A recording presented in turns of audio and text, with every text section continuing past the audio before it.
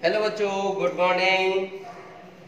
आपका स्वागत है हमारे YouTube चैनल संत कृपाल स्कूल भरतपुर पर। बेटा हमने जो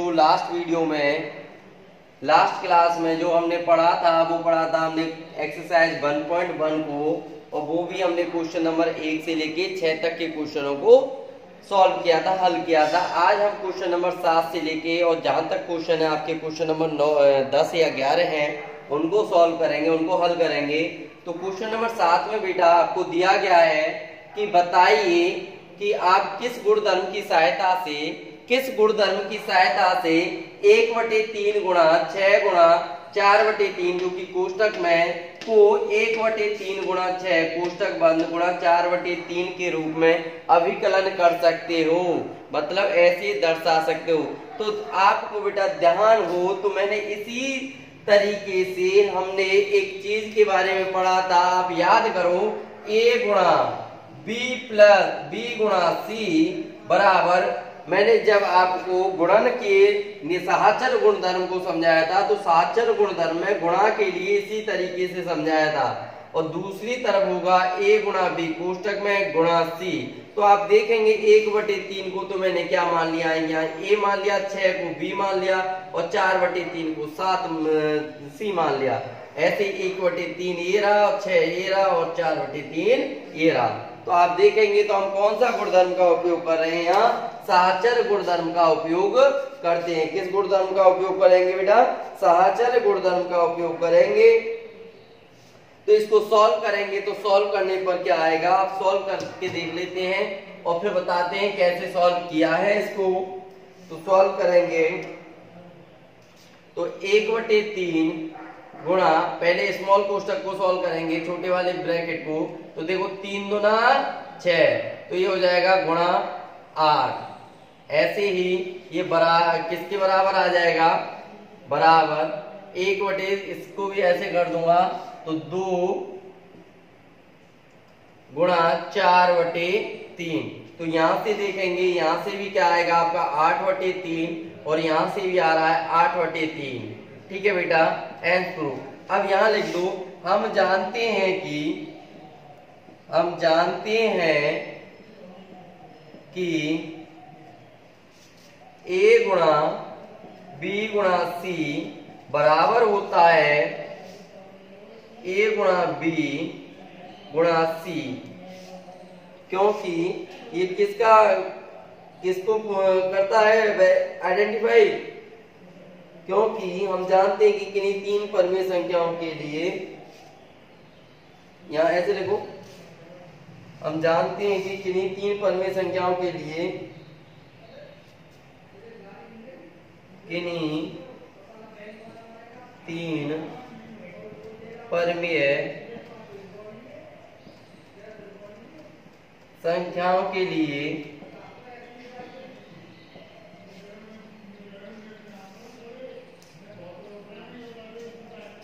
परमीय संख्याओं a, b और c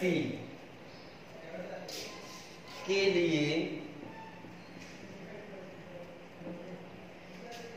लिए a गुणा b गुणा c बराबर a गुणा b गुणा c साहचर्य गुणधर्म से अभिकलन करते हैं। साहचर्य गुणधर्म से अभिकलन करते हैं।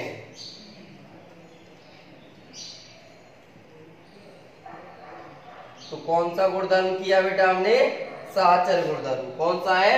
साहचर्य गुणधर्म। तो आपने देख लिया किससे बराबर आया, ये साहचर्य गुणधर्म, जो कि मैंने आपको साहचर्य गुणधर्म गुणा के लिए और किसके लिए बताया था, जोड़ के लिए। और ये किस में नहीं लगता है, घटाव और भाग में। घटाव को क्या कहते हैं? व्यवकलन। क्या कहते हैं? व्यवकलन। अगला क्वेश्चन देखेंगे बेटा, क्वेश्चन नंबर 8वां है आपका। क्वेश्चन नंबर 8वां है,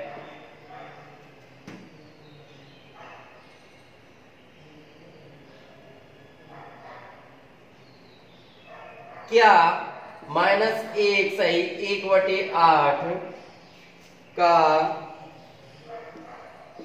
गुणात्मक प्रतिलोम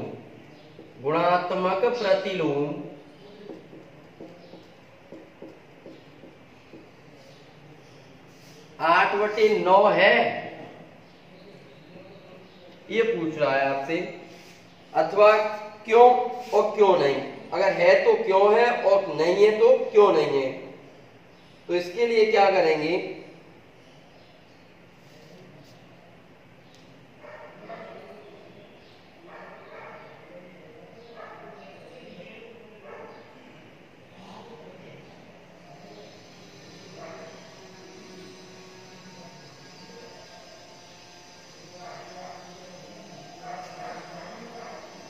तो देखेंगे बेटा यहां से सॉल्व करेंगे। -1 सही 1/8, तो 8 एकम 8 माइनस के 8 प्लस 1, तो ये हो जाएगा आपका 8 एकम 8 और 1 9, 9/8 किसका, माइनस का।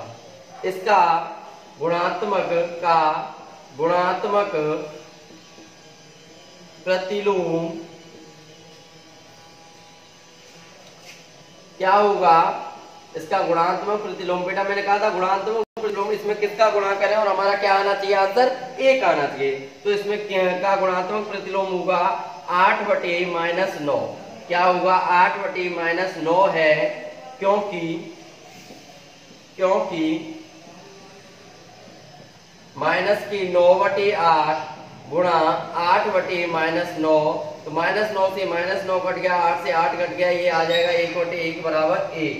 ये क्या आ गया, हमारा गुणात्मक प्रतिलोम आ गया। अब क्यों नहीं है, तो यहाँ लिखेंगे -9/8, या इसको लिख सकता हूं -1 सही 1/8, अथवा -9/8 अथवा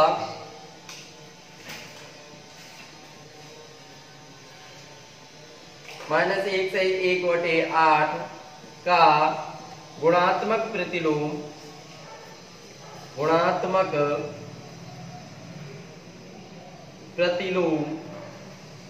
क्या नहीं है बेटा, हमारा गुणात्मक प्रतिलोम 8/9 नहीं है, 8/9 नहीं है। क्यों नहीं है, क्योंकि इससे उत्तर आएगा -1, जबकि हमें उत्तर लाना है 1, इसलिए ये गुणात्मक प्रतिलोम नहीं होगा। ठीक है बेटा, क्योंकि हमें तो उत्तर लाना था 1 और इससे उत्तर आएगा क्या, -1। तो 8 से 8 कट गया, 9 से 9 कट गया, क्या बचा, माइनस और -1, इसलिए नहीं है। ठीक है बेटा, ध्यान रखेंगे, इसका उत्तर है नहीं। -1 सही 1/8 का गुणात्मक प्रतिलोम 8/9 नहीं है। अगला क्वेश्चन है क्वेश्चन नंबर 9।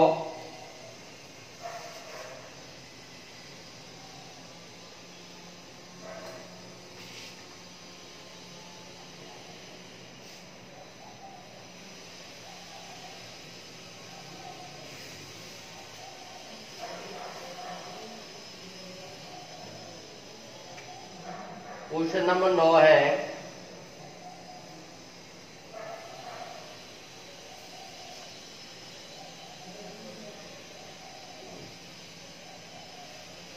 क्या 3 सही 1/3 का गुणात्मक प्रतिलोम 0.3 है, का गुणात्मक प्रतिलोम 0.3 है तो क्यों है और नहीं है तो क्यों नहीं है, आपको ये बताना है। तो आप यहां से देखेंगे 3 सही 1/3 को हल करूंगा तो बेटा ये आएगा 10/3, और 10/3 का गुणात्मक प्रतिलोम क्या होगा, गुणात्मक प्रतिलोम हमारा क्या होगा, 3/10 होगा। क्यों होगा, क्योंकि यहां क्या हो जाएगा सॉरी, क्योंकि 10/3 गुणा 3/10, तो यहां देखेंगे 10 से 10 कट जाएगा, 3 से 3 कट जाएगा, क्या आ गया 1, क्या आ गया 1। अब क्या करेंगे,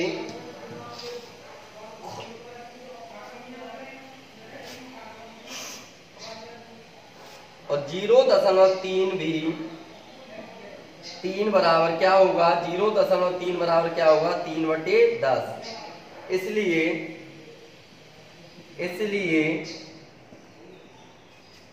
3 सही 1/3 का गुणात्मक प्रतिलोम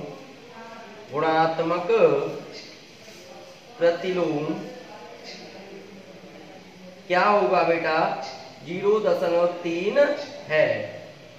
ध्यान रख लेना, क्योंकि पॉइंट हटाया, एक लगाया और पॉइंट हटाया, कितनी जीरो आ गई, 1 आ गई।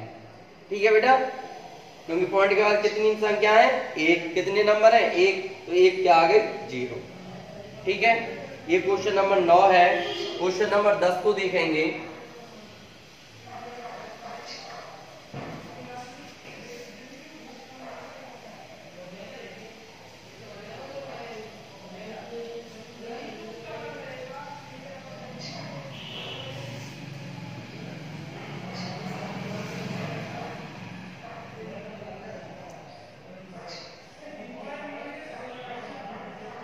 क्वेश्चन नंबर 10 है बेटा। क्वेश्चन नंबर 10 का पहला है, मैं सिर्फ आंसर बता रहा हूँ, क्वेश्चन आपको पीडीएफ में मैंने शेयर कर दिए हैं। क्वेश्चन नंबर पहला है, कोई ऐसी परमेय संख्या लिखिए या बताइए जिसका कोई व्युत्क्रम नहीं होता है। तो बेटा ऐसी कौन सी परमेय संख्या है, तो जिसका कोई व्युत्क्रम नहीं है, तो कौन सी है, 0। 0 का कोई व्युत्क्रम है क्या, उल्टा 0 का मतलब तो 0 ही होता है, चाहे माइनस लगाओ चाहे प्लस लगाओ, क्या होता है, 0। और जब आपको सर 1, तो 1 का व्युत्क्रम क्या होगा, -1। ठीक है बेटा, ध्यान रखना, इसका कोई व्युत्क्रम नहीं होता है, तो आंसर क्या हो गया, 0। अगला क्वेश्चन है सेकंड, परमेय संख्या जो अपने व्युत्क्रम के समान है। परमेय संख्या जो अपने व्युत्क्रम के समान है, तो 1 और -1 अपने व्युत्क्रम के समान है। तो देखेंगे दूसरे में 1 और -1 कैसे, 1 गुणा 1 करूंगा तो भी क्या आएगा, 1, और इसका व्युत्क्रम क्या होगा, 1 का 1 ही होगा। ऐसे -1 गुणा -1 करूंगा तो भी क्या आएगा,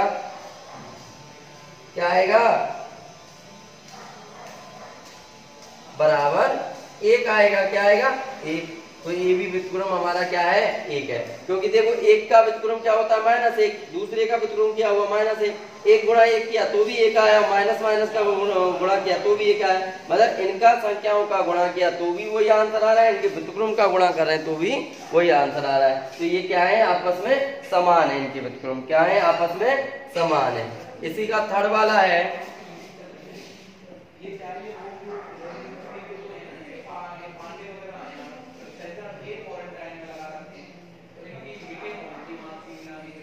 जीरो का ऋणात्मक 0 है, अतः परमेय संख्या जो अपने ऋणात्मक के समान है। तो बेटा ये भी क्या है, इसका भी आंसर 0 है, क्योंकि इसका ऋणात्मक गुण क्या है, 0 का ऋणात्मक क्या होता है, 0 ही होता है। 0 का ऋणात्मक क्या होता है, 0 ही है, 0 है।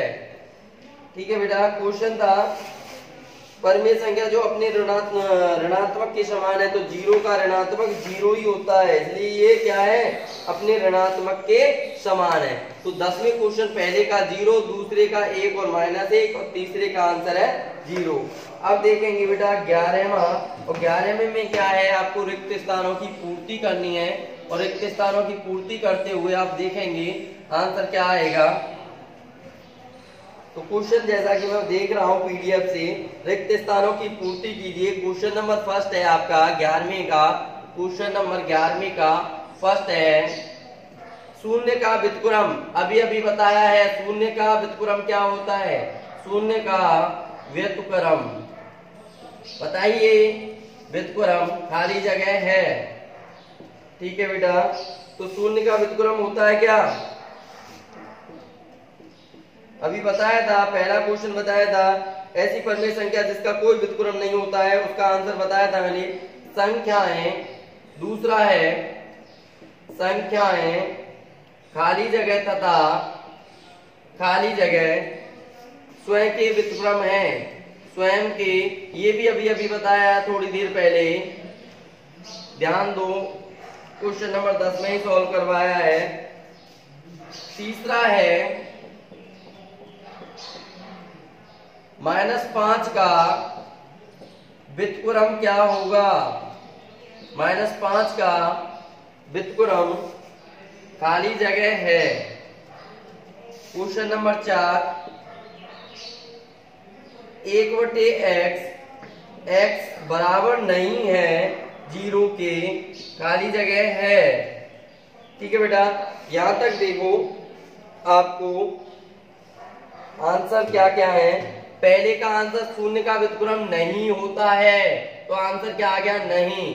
संख्या 1 तथा -1 स्वयं के क्या है, व्युत्क्रम है। -5 का व्युत्क्रम क्या होगा, तो -5 का व्युत्क्रम क्या होगा, 1/-5, तभी तो आएगा।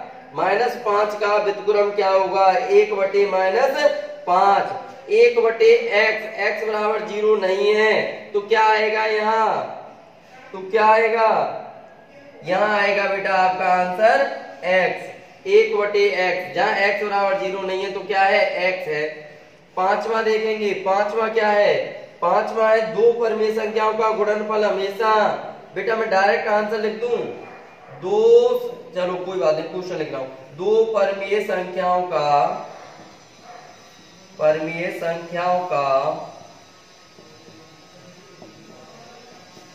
गुणनफल